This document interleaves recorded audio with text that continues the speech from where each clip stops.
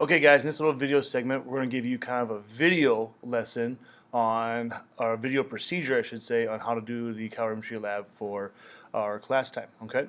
So first thing we need to do is talk about what we're doing here. So we're going to have these little kind of square blocks of different metals.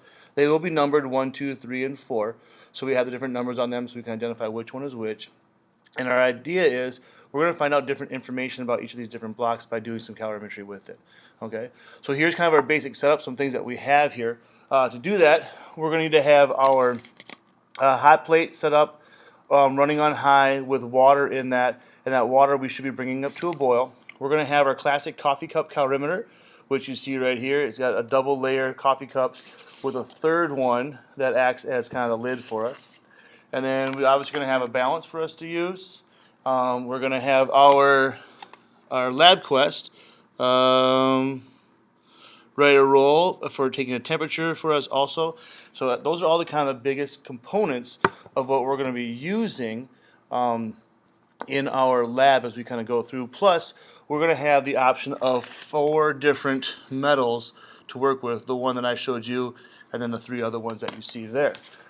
So what that means is we need to set up our scenario here. So for example, for metal number 2, all right, we don't know what this metal is, so our goal here is to find the specific heat capacity of this metal, and then from that maybe look up some information, try to figure out what kind of metal this is. Okay, so to do that, our first step is to take a mass of that. Okay, so we have our balance here, we have it turned on, and we're going to take a mass of our metal block. So this one is light enough, we can set right on here, and this one happens to be 88.32 grams. So we would record 88.32 grams in our data table or on a piece of paper someplace, so we have that, the 88.32 grams. Okay. The next step is we want to actually put this in boiling water so it gets the same temperature as boiling hot water. Okay. So to do that,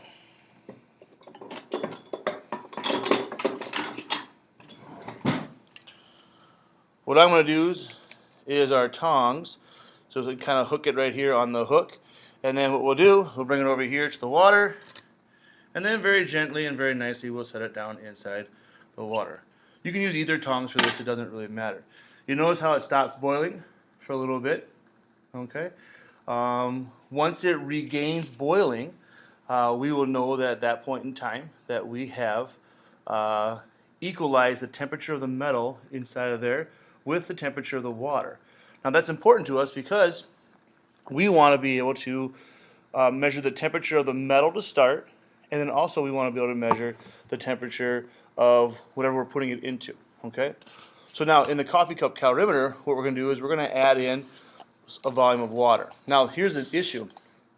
We want to put in enough water so it covers the metal when we put the metal inside of here, but we don't want to put so much water in that it doesn't change a whole lot of temperature. Okay, so our goal here is to get this thing just about right. So what I'm going to use I think around 50 to 60 milliliters of water. I think that's a pretty good number for me to use. So we'll take this and then we'll measure out 50 or 60 milliliters of water and we'll put that into the coffee cup.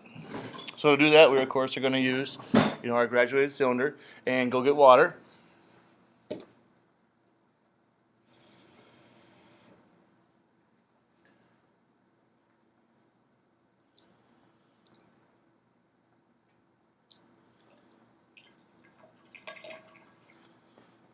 Okay. And for my purposes, I have gotten 50, looks like I got about 56. Okay, so I have 56 milliliters of water, which correlates then to 56 grams of water. Okay, so I have 88.32 grams for my metal. I have 56.0, we'll call it 56.0 grams of water. So I know the two masses of my two substances. So then I will now take that water and pour that in here. So that way that is ready to go. And we are set up here. The next thing that we need is some temperature readings.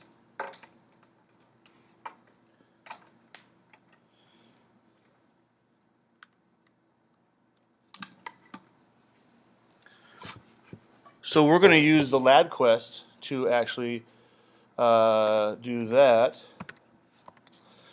And I'm going to use 2 different temperature probes. One of those 2 probes will go into my calorimeter, like such. There's a little hole in that opening of that right there. The other one will go into the boiling hot water over there. Okay, so let me grab this guy. Maybe grab him. Bring it over. So here's our LabQuest viewer. So right now they're both reading 19.1 degrees Celsius because they're both at the same temperature. I'm going to take my probe number 1, put it in my boiling water, and we'll see that that very quickly rises up, and it's going to measure the temperature of the water. So what we want to do here is we want the temperature of the boiling water. Not because we care about the boiling water, but we know it's in contact with the metal, so as a result, the metal is the same temperature as the water. Okay? So right now, once this thing stabilizes, I'm actually going to start collecting data. Okay? So the idea here is I'm going to stabilize the temperature of the metal. Right now it looks like we're at about 97.5. That seems to have stabilized. And then in my coffee cup calorimeter, I have 19.2. So in the cup, the low temperature of the water we're going to use is here. Okay. As soon as I hit play, we're going to get a baseline. We're going to create a baseline. And then after about 5 or 6 seconds, I'm going to take the metal out of the boiling water. So I'm going to take the metal that's in here using my tongs, take the metal out of here, and as fast as I can, I'm going to put it into here and close it all up, and I'm going to swirl the cup. Okay? The idea is to get as fast as possible without breaking anything, the metal out of here and in here so we don't lose any temperature in the transfer process. Okay? And then once I have that, I'll start swirling that cup, and we'll actually be able to take data on the temperature changes. With that data, we then will be able to solve for the specific heat capacity of that unknown metal that we're using. Okay? So here we go. Looks like we're good. I'm going to hit play on this. And that's going to start collecting data. And here's the stuff in our coffee cup. Here's the stuff in our block over there. And we're going to do the switch now. I have a nice baseline started. So as fast as I can, I'm going to get this thing ready. I have the lid off, ready to roll. I really don't care about this temperature anymore, so I'm going to take that one out. And I'm going to pull it out, put it in, cover it up, and I'm going to start to swirl. Just like that. Okay? And again, I really could care less what that red line is doing right now. That red line is now just the other temperature probe, and the other temperature probe is just hanging out in the air. So it means nothing to me. Okay? So it actually has no bearing on what's going on. Okay?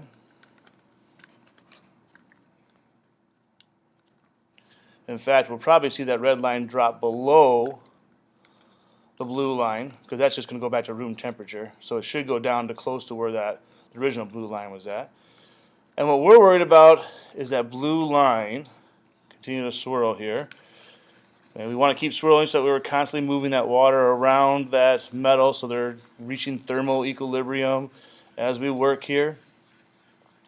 And we want this to run for a little while because we want to get a true thermal equilibrium, make sure that we have a good balance here.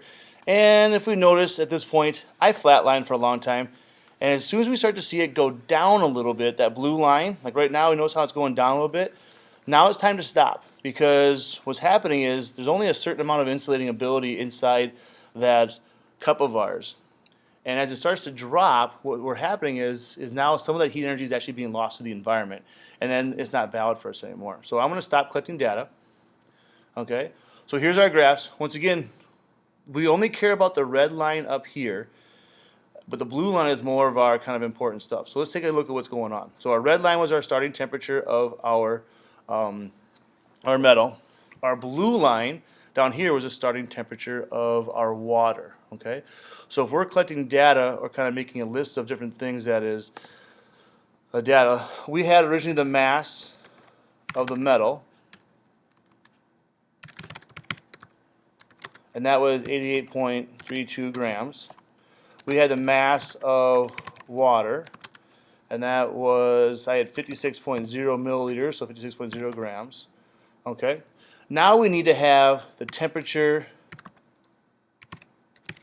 initial for the metal and the temperature initial for the water. Okay. Now, this water here is the one in the cups, not in the beaker that's hot. Okay. So the initial temperature for the metal, let's find that. So if we go back to our graph, here is our initial temperature for the metal. So what I'm going to do is I'm going to select and I'm going to highlight this segment right here. Okay. And I'm going to highlight from here to here and from here to here. Notice how I stopped right about here before this thing dipped, because I don't want that dip to be part of my analysis. And I'm going to go to analysis, and I'm going to get some stats on this. Okay, so if I hit stats, which ones do I want? I actually want stats on the red line. So if we take a look over here at my stats, my minimum temperature, my max temperature, and my mean. Okay, well, this thing bounced around a little bit, so I'm going to take the mean because this thing should be flat line across. So my average here is 97.7. So then that becomes my initial temperature of the metal, 97.7 degrees C. Okay. Now for my initial temperature for the water, we'll do the exact same thing. We already have it highlighted from here to here, so now I'm going to go analyze, stats, and I want temperature, the blue temperature instead. And if I scroll down, I should have temperature 2, there it is. And scrolling down, I see my mean here is 19.1. Okay, so that's the mean temperature of the average across this. We want an average in this case because this should not be changing. Okay, so we go back here, and the average was 19.1 degrees Celsius. Okay, now the last piece of the puzzle, I need the temperature final for both.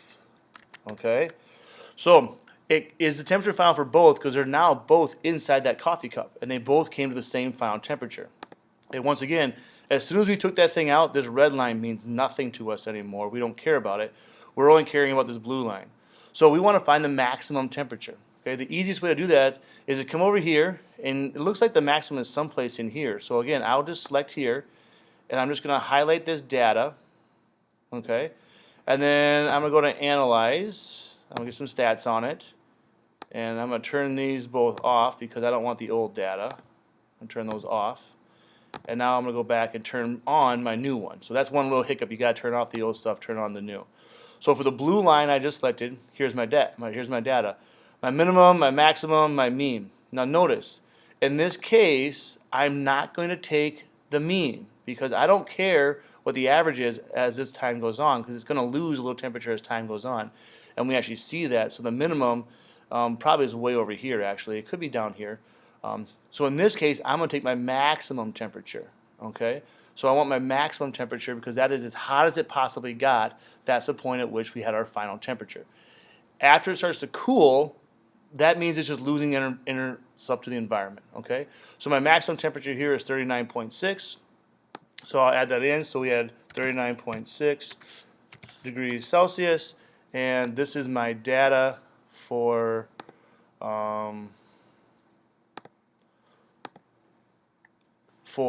this experiment. I had the mass of the metal, I had the mass of the water, I had the initial temperature of the metal, the initial temperature of the water in the cups, not the stuff in the beaker. That's just to heat up the metal.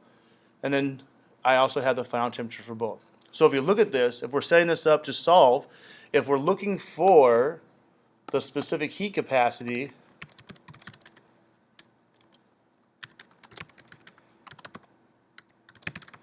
of the metal here, because we don't know that, that's our unknown, we should be able to solve for that. We do know the specific heat capacity of the water, right?